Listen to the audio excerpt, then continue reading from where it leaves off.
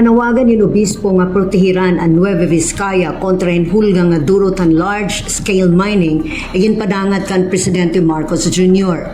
Siring ni Bishop Jose Elmer Mangalinaw han Bayumbong, ini nga large-scale mining operations ay nagdudurotin kahibang natural nga kahintangan kapaligiran dito ang Nueva Vizcaya. Nagdadara iniin kadelikaduhan han mga kinabuyan komunidad dugtong paniya. Dida niya pag-apilar kan President Marcos Jr., nagsiring ang obispo nga diri inatagan hin oportunidad ang mga dagko nga mining companies nga padayon madistroso ang kapaligiran na nasabi nga probinsya.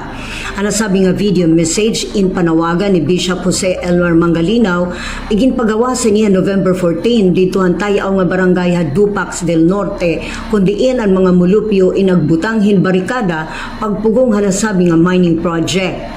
Siring ni Bishop Pangalinaw o Mangalinaw, binayaan ang mga tao ang irang mga pakabuhi para la bumulig ang barikada pagpahayagan ira pagtipahan mining operations.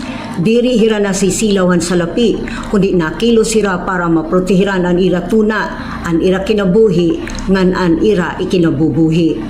Ginpayagan obispo ang pagkikinhanglan hin madagmit na pagkilos para masalbar ang tuna ngan ang ira natural nga mga karikuhan.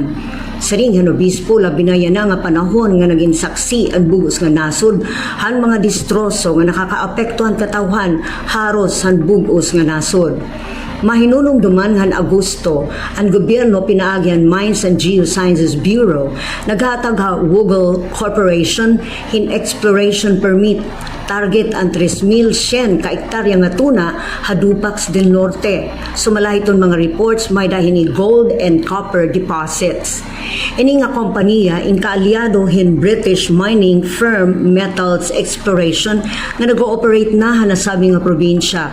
Pinaagihan FCF Mineral nga nagmimina hin mga bulawan, nagpahayag pa hin kahulop ang diocese sa Nueva Vizcaya kay may plano hin expansion ang Canadian-Australian miner nga Oceana Gold dito habungto han Kasibo.